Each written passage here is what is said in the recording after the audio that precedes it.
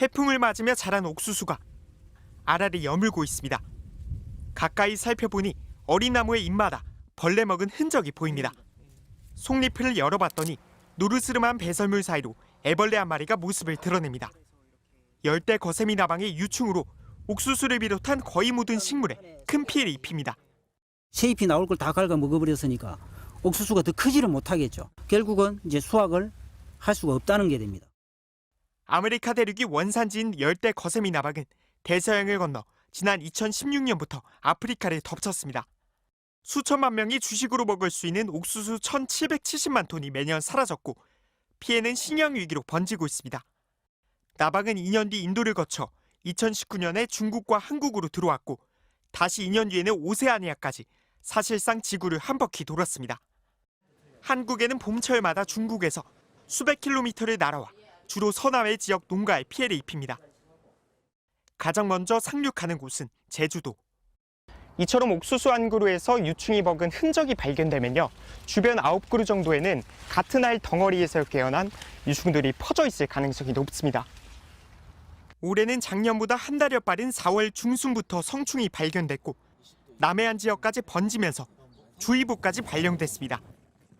저희가 뭐 특별히 할 수 있는 게 없어요. 뭐 벽을 세울 수 있는 것도 아니고. 기후위기의 영향이 더욱 뚜렷해진 겁니다. 기후변화에서 날씨가 따뜻해지니까 그 북상하는 속도가 빨라졌다는 거예요. 일시적으로 문제가 아니라 앞으로 지속적으로 일상적인 해충이 될 가능성이 크다. 지난해 서울 서북부 지역에 대량 발생해 민원이 빗발쳤던 일명 러브버그. 서울대 연구팀이 유전자 검사 등을 통해 일본 오키나와와 중국 남부에 주로 서식하는 붉은 등 우단 털파리란 사실을 처음 밝혀냈습니다. 열대지방 곤충이 서울에서 대량 발생한 것은 기후변화 영향이 큰데 올해도 지난달 애벌레가 발견됐습니다. 복면을 하다가 얼어 죽는 정도의 온도가 됐었다고 하면은 그 정도의 온도가 되지 않을 때 그런 생물들이 살아남을 수가 있죠. 그래서 기후온난화의 영향이. 봄부터 이상고온이 나타나면서 하루살이도 한 달가량 이른 4월부터 곳곳에서 대량 발생했습니다. 저녁 산책에 나온 시민들이 연신 손을 휘저으며 서둘러 지나가고 사람이 돌아다니는데 막 돌아서 도망가고 집에 들어가면 꼭 있죠.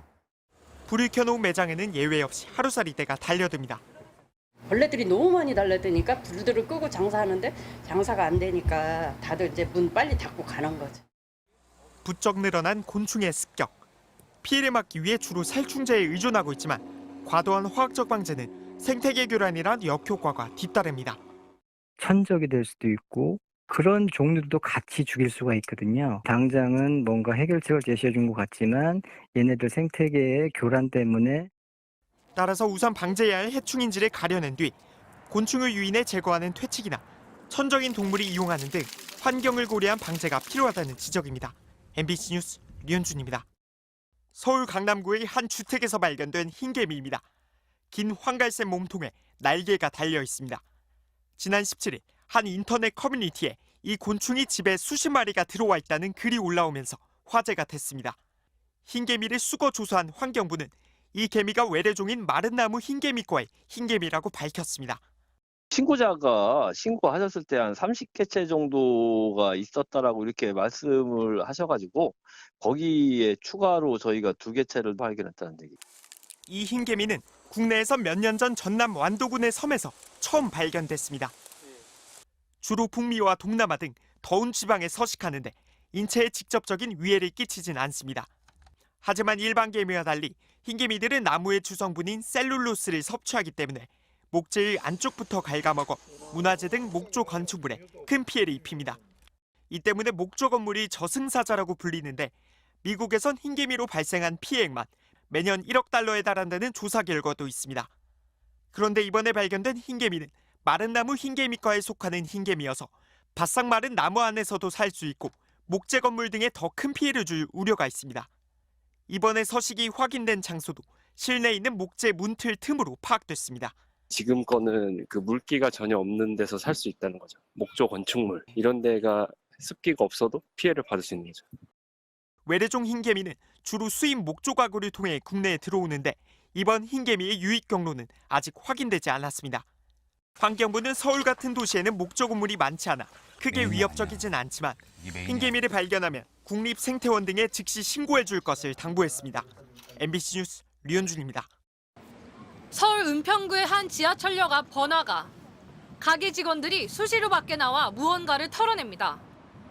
어저께 아침에 출근을 해보니까 창문에 큰 통창에 천여 마리 가게 오픈하지 못하고 오히려 다 청소하고 손님을 모시고.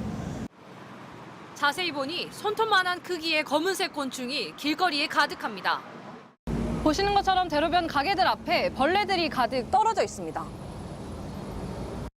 가정집 창문이나 현관문에도 잔뜩 붙어 있거나 죽어서 떨어져 있는가 하면 사람을 피하지 않고 옷과 머리 등에 달라붙기까지 합니다. 집에 특히 밤에 진짜 많이 들어오는데 창문을 열 수가 없어요. 감축만이 있는데도 들어와가지고. 이 곤충의 정체는 플리시아 니악티카, 털파리의 한 종류입니다. 계속 짝짓기를 하고 있어 사랑벌레라는 별명이 붙었습니다. 최근 수도권에 내린 집중호우 이후 서울 은평구와 서대문구, 경기 고양시 등에 대거 출몰했는데 습한 날씨가 원인인 것으로 보입니다. 생존 환경 조건이 만들어지면은 바로 금방 이제 우화를 해가지고는 짝짓기하고 바로 죽고 알 낳고 죽습니다. 그러다 보니까 대발생이라는 그런 패턴을 보일 수 있는 게 이제 인간을 물거나 질병을 옮기지는 않지만 때로 몰려다니는 데다 사람에게까지 날아들면서 주민들은 불편을 호소하고 있습니다. 관할 지자체는 긴급 방역에 나섰습니다. 일주일간 한 1000여 건 정도 민원이 들어와 있는 그런 상태고, 구청은 산기슭의 주거 지역을 중심으로 방역용 살충제를 살포하고 있지만 갑작스레 늘어난 개체수 때문에 어려움을 겪고 있습니다. MBC 뉴스 유서영입니다.